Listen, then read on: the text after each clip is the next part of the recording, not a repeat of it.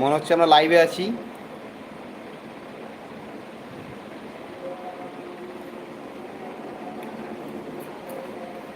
So কে কে আছো একটু inform করো। আমরা আমাদের অ্যাজ ইউজুয়াল মন্ডে লাইভে চলে এসেছি। আমি এখন অবধি কাউকে দেখতে পাচ্ছি না। তো এটা আমাদের 5 নাম্বার লাইভ, লাইভ নাম্বার 5। আর আমাকে একটা জানিও যে আছো বা যে আছো, যে am I clearly audible or not.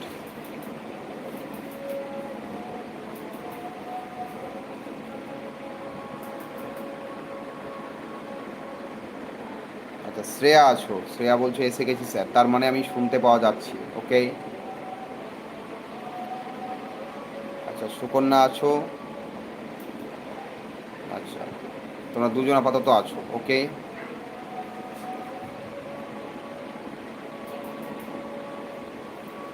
তো আমাদের মন্ডে লাইভ। আর আছো অর্পিতা চক্রবর্তী। ওকে। আর কে কে আছো একটু প্লিজ কনফার্ম মি। তারপর আমরা শুরু করব। আচ্ছা, বুদ্ধদেব আছো, ঠিক আছে। 6 people are online. I think 6 people are online. এই তো আমার কাছে শো করছে। 6 পিপল আর অনলাইন। তো আমাদের মন্ডে লাইভে আমরা চলে এসেছি। এটা বেসিক্যালি আমি প্রত্যেক সোমবার সন্ধ্যা 8টার সময় লাইভে আসি। এটা নতুন একটা সেশন আমি শুরু করেছি। এই সেশনটা হচ্ছে ইংলিশ লিটারেচারের ওপর। ইংলিশ লিটারেচারের যে ভ্যারিয়াস কোয়েশ্চেন্স আনসার্স হয় বা ডিসকাশন হয় তার ওপর ক্লাস। তো এই সেশনটা কেন আসছি, আমি কেন আসছি, এটার উপকারিতা কী? শুধুই তোমাদের কাছে এই টাইমটা নিয়ে তোমাদের তো আধ ঘন্টা টাইম নষ্ট হচ্ছে। আমার সাথে লাইভে থাকা মানে আধ ঘন্টা তোমরা মোবাইলে এনগেজ থাকছো, মানে আধ ঘন্টা তো টাইম ওয়েস্ট হচ্ছে। তো এই টাইমটা কেন ওয়েস্ট করছি বা তোমরা কেন ওয়েস্ট করবে? দেখো, আমি এখানে লাইভে এসে গল্প করি না, যে তোমার সাথে গল্প করে কাটাই, একদিনও সেটা হয়নি। বেসিক্যালি লাইভে আসি আমি কোয়েশ্চেন আনসার করি। যে কোয়েশ্চেন আনসারগুলো তোমাদের ভবিষ্যতে নেট, সেট, গেট বা বিভিন্ন মাস্টার্সের যে এন্ট্রান্স, যে কোনো জায়গায় কিন্তু এই কোয়েশ্চেনগুলো ইম্পর্টেন্ট। তো সেই কারণে লাইভে আসা। তো এই যে তোমরা আধ ঘন্টা বা 45 মিনিট বা 1 ঘন্টা যতক্ষণই টাইম এখানে বেরোচ্ছে, তো এই টাইমটা যেন কাজে লাগে, যেটা ভ্যালু টাইম হয়। দেখো, টাইম ওয়েস্ট আমরা এমনিতে প্রচুর করি। আমরা সোশ্যাল মিডিয়াতে তো মানে ম্যাক্সিমাম টাইমটা আমাদের লস হয় সোশ্যাল মিডিয়ায়। তো এখানেও একটা টাইম লস করছি, but for the good reason. এখানেও আমরা কী করছি, টাইম ওয়েস্ট করছি ফর দ্য গুড রিজন। এটা জেনে ভালো লাগবে যে এই ওয়েস্টেজ টাইমটা হচ্ছে আমাদের গুড রিজনের জন্য। হ্যাঁ লিপিকা, হাই। তো চলো আর গল্প করবো না, অনেক গল্প হলো। এরপর আমরা আমাদের টপিকে চলে আসি। তো আমরা আজকের কোয়েশ্চেন আনসার সিরিজ শুরু করি। আজকেও কিছু কোয়েশ্চেন তোমাদের করব। খাতা কলম নিয়ে রেডি থাকো। কোয়েশ্চেনগুলো খাতার মধ্যে লেখার চেষ্টা করবে। যে কোয়েশ্চেনগুলো আননোন সেগুলো লিখবে, যেগুলো বেসিক্যালি তোমাদের কাছে নোন সেগুলো না লিখলেও হবে। আননোন কোয়েশ্চেনগুলো লেখার চেষ্টা করবে আর আনসার দেওয়ার চেষ্টা করো। তবে সবাইকে বলে রাখি যে আনসার দেবে without any help of any books or any internet websites. কোনো ইন্টারনেট ওয়েবসাইট বা কোনো বইয়ের হেল্প ছাড়া কিন্তু আনসার দেওয়ার চেষ্টা করবে। যেটা তুমি জানো তুমি সেটা আনসার দিও, যেটা তুমি জানো না সেটা আনসার দেওয়া দরকার নেই, বলবে স্যার পারবো না। This is the best way to represent your self. তো চলো শুরু করা যাক। So the first question of today, when was, the first question is, when was Girish cornered awarded the Sahitya Academy Award? When was Girish Karnad was awarded the Sahitya Academy Award? When was Girish Karnad awarded the Sahitya Academy Award? First question.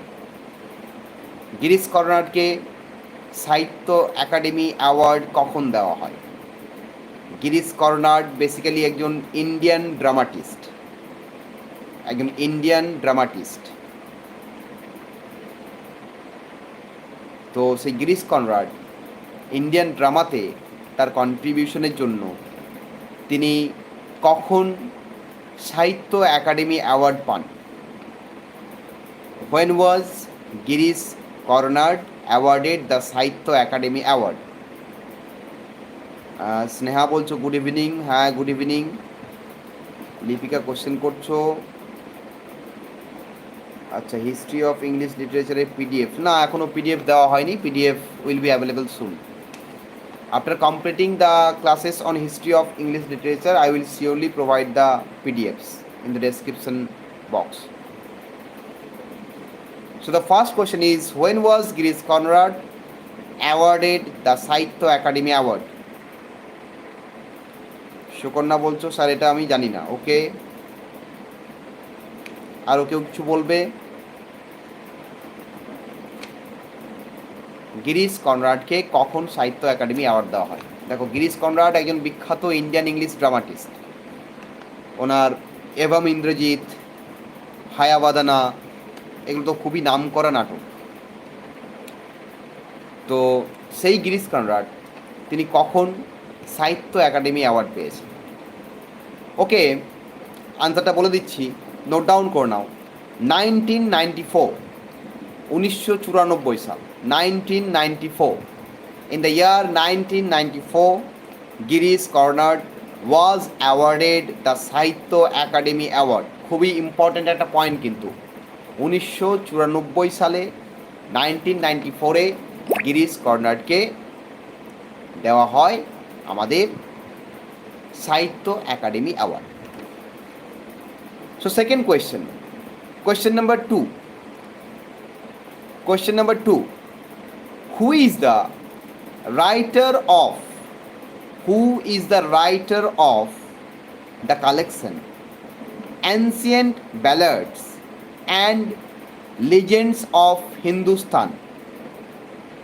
Who is the writer of Ancient Ballads and Legends of Hindustan? তাহলে আমাদের second প্রশ্ন হচ্ছে যে এই যে একটা বই Ancient Ballads and Legends of Hindustan, Ancient Ballads and Legends of Hindustan, এই বইটা কে লিখেছেন? 1882-তে বইটা পাবলিশড হয়। 1882 সালে বইটা পাবলিশড হয়। বইটা কে লিখেছে? আচ্ছা, I have received one answer that is from Sukonna and she says Torudutt.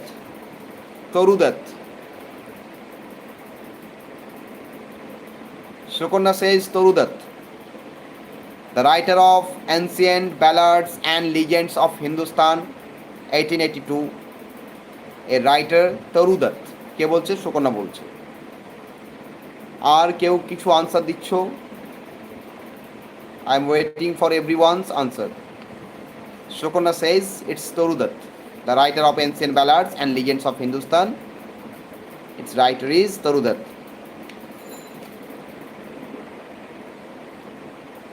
বাকিরা কিছু আনসার দাও। I am waiting for your answers.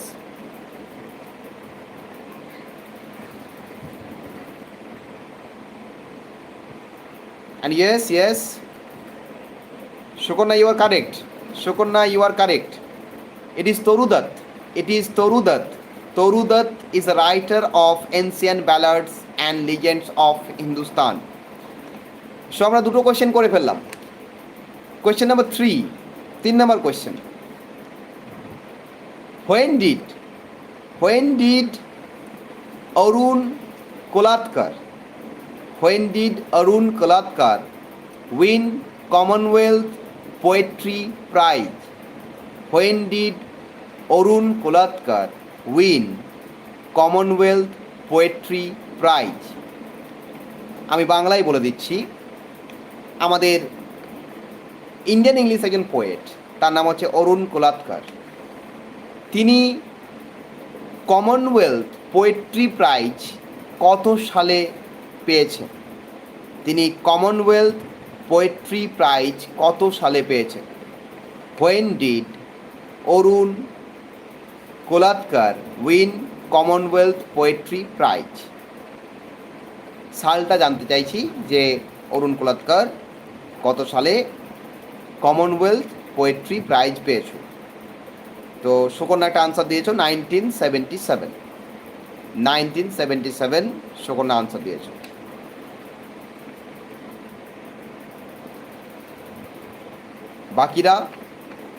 বাকিরা কিছু রিপ্লাই করো। বাকিদের কাছ থেকে কিন্তু আমি সেরকম রেসপন্স পাচ্ছি না। Those who are online, they all are advised to make reply. Please, প্রত্যেকে রিপ্লাই করো, আমারও ভালো লাগবে।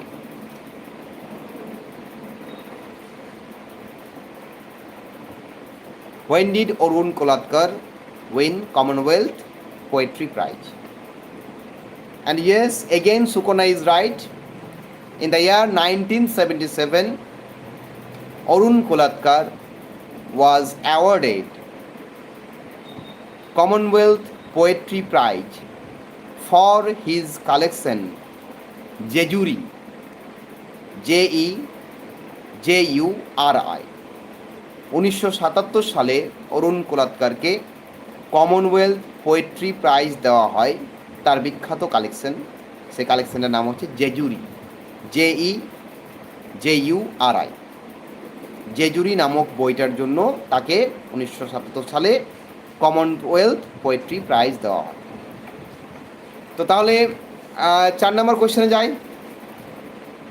3টে কোয়েশ্চেন তো হলো, তো রিপ্লাই তো সেরকম পাচ্ছি না আমি তোমাদের কাছ থেকে। চেষ্টা করো, ইচ অ্যান্ড এভরি ওয়ান, প্রত্যেকে চেষ্টা করো। This is my request to all of you, please try, at least try. So question number 5, sorry, question number 4. Question number 4. So the question number 4 is, who is the protagonist?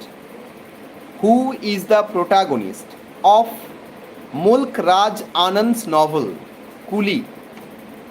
Who is the protagonist of Mulk Raj Anand's novel কুলি?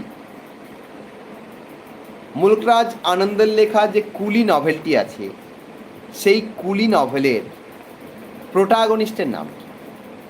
Who is the protagonist? Who is the central character? Central character K? Shokonna again says Munno. Gargi also says Munno.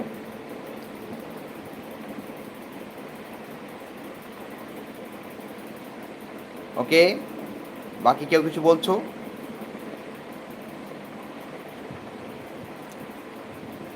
Yes, Gargi and Shukonna, both of you are correct. The protagonist of the novel Coolie by Mulk Raj Anand is Munno, Munno. Munno. Munno is a 14-year-old boy. মুন্নো is a 14-year-old বয়, 14 বছরের একটা ছেলে মুন্নো। সে হচ্ছে protagonist আমাদের এই কুলি novel. আচ্ছা, ইতি good evening. Okay Iti, good evening to you. So our next question, let's come to the question number 5. Question number 5 is, who is the author of the poetry collection The Half-Inch Himalayas? Who is the author of the poetry collection The Half-Inch Himalayas. So আমাদের next question, যে এই যে poetry কালেকশনটা যার নাম হচ্ছে the half inch Himalayas, এই half inch হিমালয়াসের আমাদের অথরকে? আচ্ছা, গার্গী বলছো Ali, I do not remember the full name. Okay, it's okay. Who is the author of the poetry collection the half inch Himalayas? Sukanya বলছো জানি না। ওকে, নো প্রবলেম, না জানাটা কোনো প্রবলেম নয়।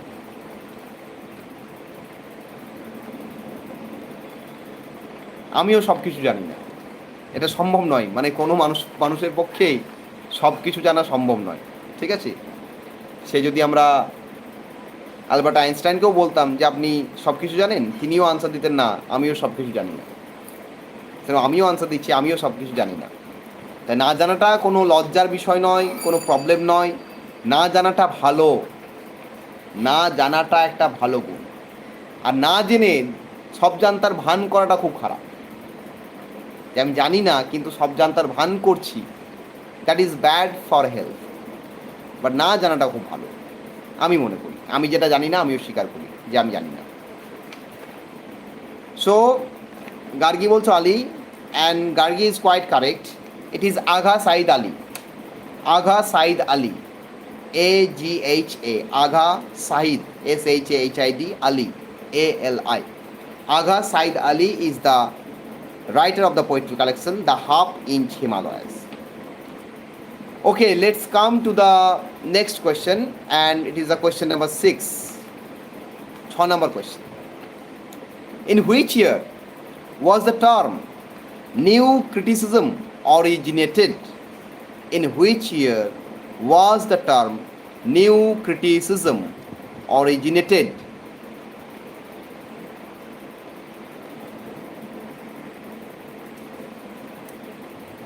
Gargi bol, sir, have you read the novel Tom of Sand, which rewarded International Booker Prize? No, Gargi. I haven't read it. আমার এটা পড়া হয়নি। আচ্ছা, কোশ্চেন করেছি আমি যে কোন বছর new criticism টার্মটা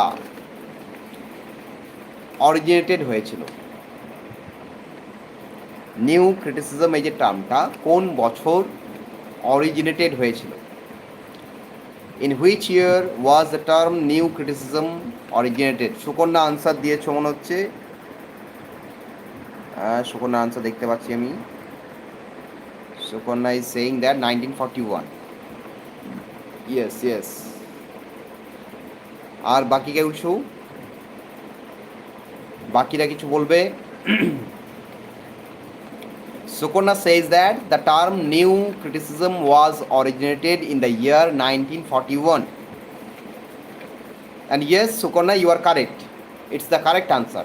The term new criticism was coined or originated in the year 1941 from a book by J.C. Ransom.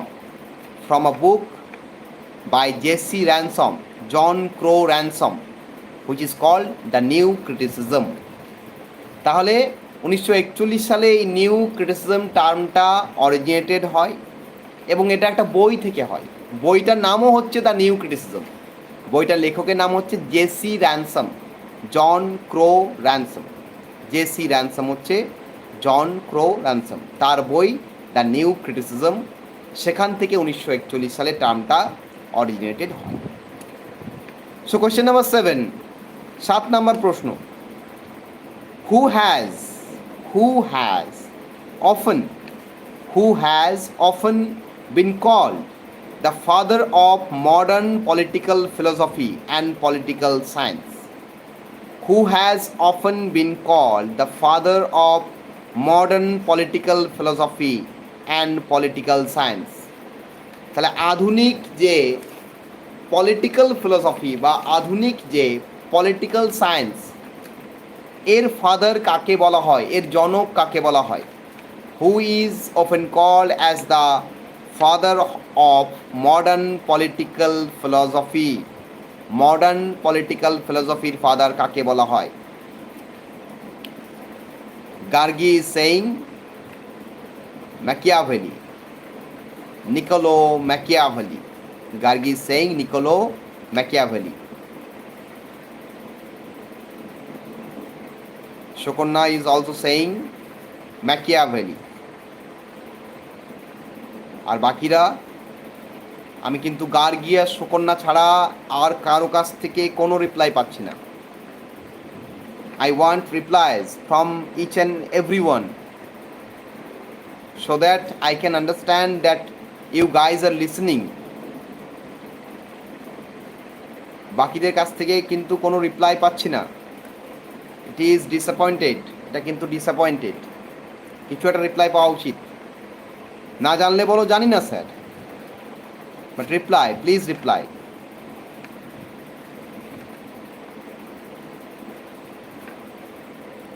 Again, Sukanya and Gargi, both of you are correct. It is Niccolo Machiavelli. It is Niccolo Machiavelli who is called the father of modern political philosophy and political science. Okay? So Niccolo Machiavelli is the correct answer. So question number 8. Let's come to question number 8. When was the novel The Trial by Kafka first published? When was the novel The Trial by Kafka first published? আমাদের France কাফকার লেখা একটা novel আছে, নভেলের নাম হচ্ছে the trial. এই trial নভেলটা কত সালে প্রথম পাবলিশড হয়? কত সালে প্রথম পাবলিশড হয়? হ্যাঁ, 20th সেঞ্চুরিতেই পাবলিশড হয়, বাট সালটা কত? What was the exact year? When was the novel The Trial by Kafka first published? Sukanya বলছো 1925, গার্গি বলছো আফটার 1950। সুকন্যা বলছো 1925, গার্গি বলছো আফটার 1950। বাট বাকিরা কিছু বলছো কিনা দেখি, তারপর আমি আনসার দিচ্ছি। এটা তো খুবই একটা মানে খুবই কমন নভেল। অর্পিতা বলছো 1955। এটা খুবই একটা common novel, the trial. Buddhadeb বলছো 1925।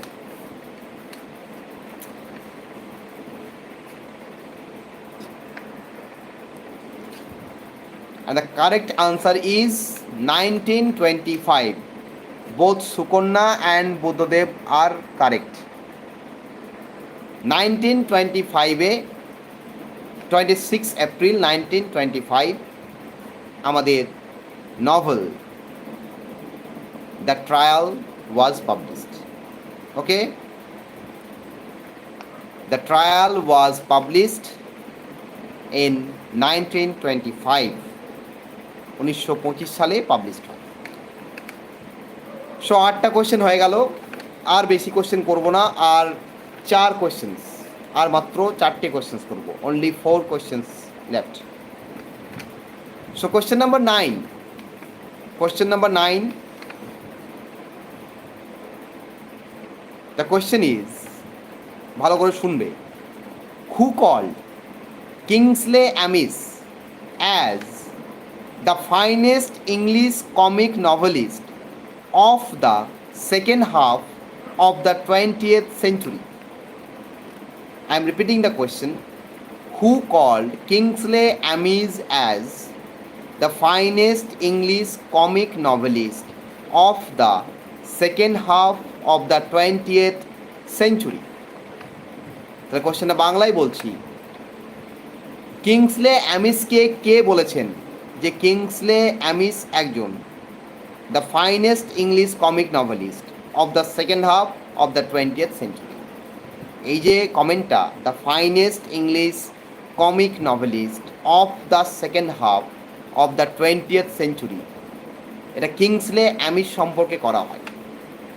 তো এই কিংসলে অ্যামিস সম্পর্কে এই কমেন্টটা কে করেছে? আমরা কিংসলে অ্যামিসের নাম শুনেছি।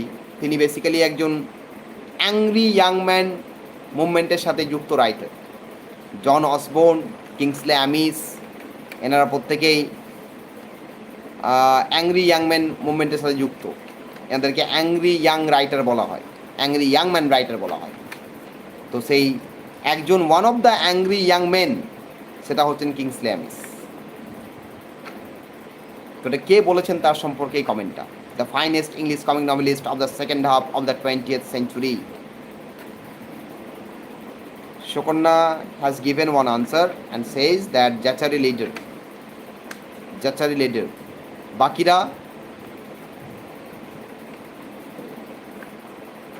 বাকিদের কাছ থেকে রেসপন্স চাইছি, রিপ্লাই চাইছি।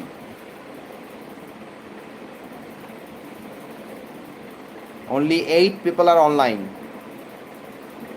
Only 9 people are online. 10 people are online.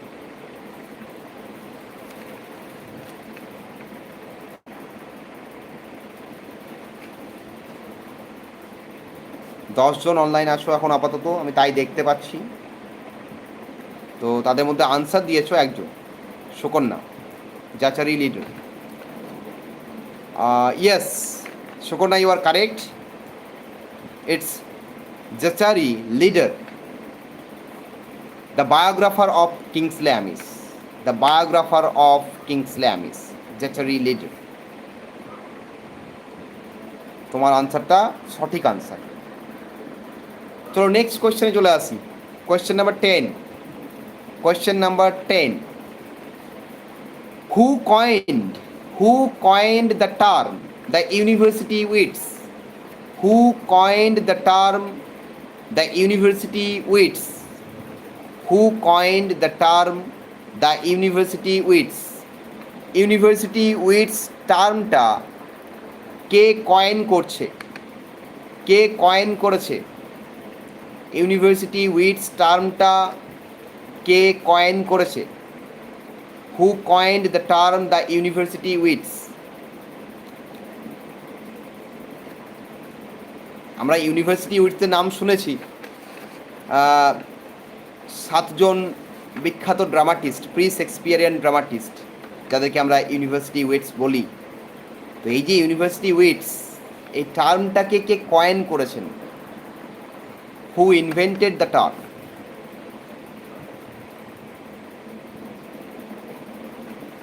Shukonna is again giving answer and she says George Sainsbury. Yes, you are correct, Shukonna. It is George Sainsbury who coined the term the university wits. It is George Sainsbury who coined the term the university wits. Okay, let's come to the next question, and question number 11. আমরা 11 নম্বর প্রশ্নে চলে আসি। 11 নম্বর প্রশ্ন হচ্ছে, who called Shakespeare an upstart crow? Who called Shakespeare an upstart crow? শেক্সপিয়ারকে কে বলেছেন যে শেক্সপিয়ার একজন উড়ন্ত কাক? আপস্টার্ট ক্রো মানে নতুন নতুন পালক গজিয়েছে, উঠতে শিখেছে, সেই রকম কাক, তাকে আপস্টার্ট ক্রো বলা হয়। Who called Shakespeare an upstart crow?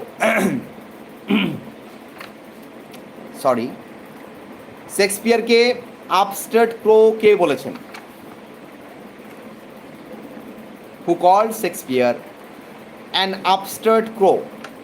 শেক্সপিয়ারকে আপস্টার্ট ক্রো কে বলেছেন? Who called Shakespeare an upstart crow?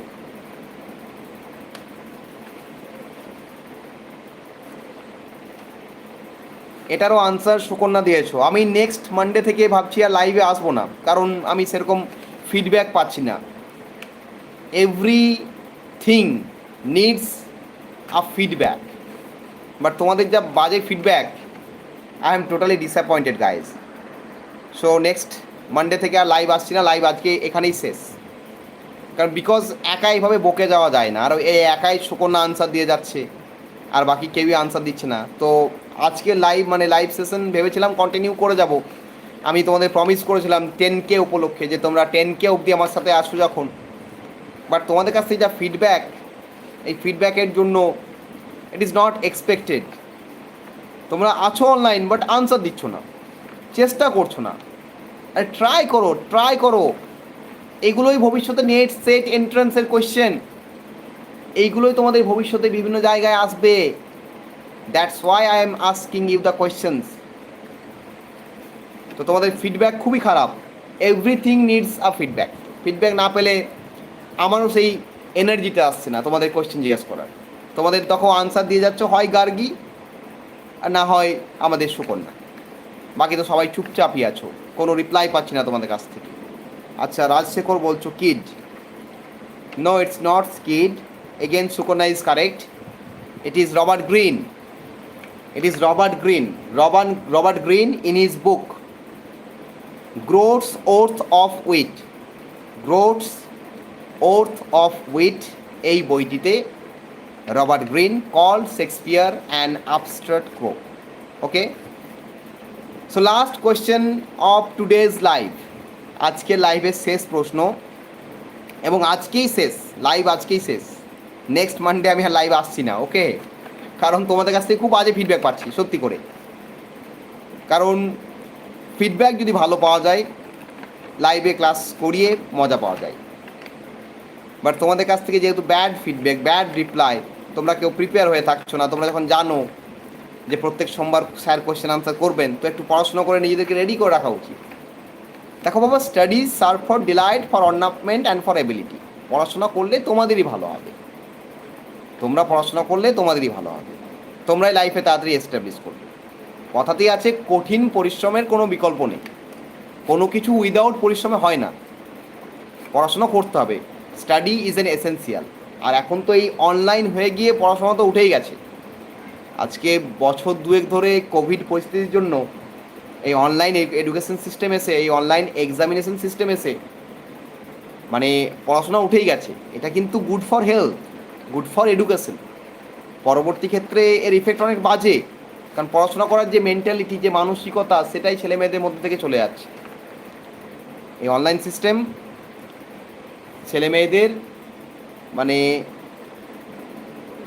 এই যে সিস্টেমটাকে, এই যে পড়াশোনা করার যে মেন্টালিটি, এই যে রেগুলারিটি, এটাকে নষ্ট করে দিচ্ছে। তো চেষ্টা করো পড়াশোনা করার, পড়াশোনা দরকার, রেগুলার বেসিসে পড়াশোনা করো। অর্পিতা বলছো স্যার আমি আজ ফার্স্ট টাইম লাইভে জয়েন করলাম, স্যার লাইভ বন্ধ করে দেবেন না প্লিজ। শ্রাবণী বলছো আগা সাইদ আলী, না না না, আগা সাইদ আলী তো অনেক আগের আনসার ছিল, তো হয়ে গেছে। তো আমরা এখন যে জায়গায় আছি, আচ্ছা দেখো অর্পিতা, লাইভ তো আমার তো ইচ্ছা নেই, ইন্টেনশন নেই লাইভ বন্ধ করার। আমি তো চাই তোমাদের সাথে লাইভ কন্টিনিউ করতে, বাট লাইভের ফিডব্যাকটা প্রয়োজন। তোমরাও নিজেরা প্রিপেয়ার হয়ে থাকো, তোমরাও রেডি থাকো যে স্যার সোমবার দিন আসবেন, আমরাও কিছু কোয়েশ্চেন আনসার পড়া করে রাখি, রেডি করে রাখি, তো স্যার এসে কোয়েশ্চেন আনসার করবেন। সবারই দরকার রেডিটা। আর পড়াশোনা করো, এই অনলাইন সিস্টেম এডুকেশন সিস্টেমকে নষ্ট করে দিয়েছে। এটা প্রত্যেকটা যারা শিক্ষিত মানুষ, যারা টিচার, যারা তোমাদের ভালো চান, তারা এটাই বলবেন যে অনলাইন সিস্টেম পুরো নষ্ট করে দিয়েছে, এডুকেশন সিস্টেমটাকে নষ্ট করে দিয়েছে। একটা মানে পড়াশোনা করার যে মেন্টালিটি ছেলে মেয়েদের মধ্যে, স্টুডেন্টদের মধ্যে, সেটা চলে গেছে, নষ্ট হয়ে গেছে অনেকটা। তো লাস্ট কোয়েশ্চেন অফ টুডে, তার রেজাল্ট আমি এখানেই দেখতে পাচ্ছি। দেখো পড়াশোনা করার যে মেন্টালিটি চলে গেছে, এখানে দেখো আমি কোয়েশ্চেন করছি, আনসার কিন্তু একজন, বাকি ম্যাক্সিমাম জন কিন্তু চুপচাপ। এটা পড়াশোনা করার যে মেন্টালিটি চলে গেছে সেটার প্রমাণ। চলো next question, and the last question of today's live. What is the main theme of Asif Currimbhoy's play Goa, written in 1964? What is the main theme of Asif Kurimboy's play Goa, written in 1964? What is the main theme of Asif Kurimboy's play Goa, written in 1964? আমাদের আসিফ কুরিম্বয়, তিনি একজন বিখ্যাত Indian English dramatist. তিনি 1964 একটা নাটক লিখেছেন, সেই নাটকের নাম হচ্ছে গোয়া, GOA। তো সেই গোয়ার মেইন থিম কি, গোয়ার মেইন থিম কি? What is the main theme of the play Goa, written by Asif Kurimboy in 1964? Sukarna again says that racial discrimination. Racial discrimination. And yes, again you are correct. The main theme of Goa is racial discrimination as a paradigm of post-colonialism. Racial discrimination as a paradigm of post-colonialism is the main theme of the play Goa, written by Asif Kurimboy. Racial discrimination as a paradigm of post-colonialism. হ্যাঁ Arpita, you are also correct, racial discrimination, racial discrimination. তো basically দেখো যেটা বলার, এই যে online education system, এটা ছেলেমেয়েদের স্টাডির ওপর অনেক ইফেক্ট পড়ছে। আজকে দেখো, তোমরাই ভেবে দেখো, এই যেদিন থেকে অনলাইন সিস্টেম শুরু হয়েছে, এই কোভিড পরিস্থিতির পর থেকে, তোমাদের মধ্যে তোমরা আগে যেভাবে পড়াশোনা করতে, সেই পড়াশোনা করার মেন্টালিটি কিন্তু অনেকটা চেঞ্জ হয়েছে তোমাদের মধ্যে। মানে সেইভাবে চেপে যে পড়াটা, আগে যেটা পড়তে 1 ঘন্টা 1.5 ঘন্টা একটা মানে কনসেন্ট্রেশন করে বা কনসেন্ট্রেট নিয়ে, সেটা কিন্তু এখন আর হচ্ছে না। সেটা তোমরাও বুঝতে পারছো, বারবার কনসেন্ট্রেশনের মানে ব্রেকআপ হচ্ছে, ব্রেকেজ হচ্ছে। তো এটা কারণ কি? দেখো, এটা কারণ হচ্ছে দীর্ঘদিন এই যে এক্সাম সিস্টেমটা দীর্ঘদিন অফ আছে। এক্সাম সিস্টেমটা অনলাইনে হচ্ছে, অনলাইন হওয়া মানে সেই বন্ধ থাকার মতোই। অনলাইন এক্সাম সিস্টেমটা খুব একটা উপযুক্ত এক্সাম সিস্টেম নয়। তো এই কারণে যেটা তৈরি হয়েছে, একটা ম্যাস এডুকেশন সিস্টেম কিন্তু নষ্ট হচ্ছে। মানে এর ইফেক্ট আগামী 5 বছর 10 বছর পরে বোঝা যাবে যে এই সময়ের ইফেক্টটা কি হলো। এত তাড়াতাড়ি দেখো, কোনো একটা এই 2 বছর যে লস হলো আমাদের, এই 2 বছরের ইফেক্ট সঙ্গে সঙ্গে পাবো না আমরা, টাইম লাগে। আফটার 5 ইয়ার্স, আফটার 10 ইয়ার্স, একটা ডেকেড টাইম লাগে। 10 বছর পেরোলে বোঝা যায় যে কি হয়েছে ওই ব্যাকে। তো আফটার 5 to 6 ইয়ার বা 10 ইয়ার্স এর মধ্যেই কিন্তু আমরা পেয়ে যাব যে এই সিচুয়েশনটার ভবিষ্যতে কি হলো। তো সেই কারণে তোমাদের রিকোয়েস্ট করব, বলবো as a teacher, as a friend, as a philosopher, as a guide, as a senior দাদা, তোমাদের আমি এটাই বলবো যে দেখো বাবা, পড়াশোনা করে যাও, স্টাডি চালিয়ে যাও, নিজের কাজটা করে যাও। কারণ তোমরা এখন স্টুডেন্টদের মেন কাজ হচ্ছে পড়াশোনা করা, স্টাডি হচ্ছে স্টুডেন্টদের মেন কাজ। তাই তোমাদের as a teacher, as a friend, as a philosopher, as a guide, as a senior দাদা, অ্যাজ এ অ্যাডভাইজার, এই সমস্ত কিছু হিসাবে তোমাদের আমি একটা অ্যাডভাইস করব যে যা করছে করুক, উল্টো পাল্টা জিনিসে কান না দিয়ে, মাথা না রেখে, just do your duties, and your duty is study. তোমাদের কাজ হচ্ছে পড়াশোনা করা, পড়াশোনা করে যাও, ইউ উইল বি সাকসেস পাবে। তো বেসিক্যালি লাইভ এখানেই শেষ করছি। টাটা সবাইকে, সবাই ভালো থেকো, হেলদি থেকো। আর নেক্সট মানডে লাইভ আসবো কি না বলতে পারছি না, যদি ফাঁকা পাই, যদি সময় পাই, আমি চেষ্টা করব নেক্সট মানডে 8 PM লাইভ আসার চেষ্টা করব। আর না হলে, ফাঁকা না থাকলে আসা হবে না। তবে সবাই ভালো থেকো, হেলদি থেকো, স্যানিটাইজ থেকো। God is always with you. Tata.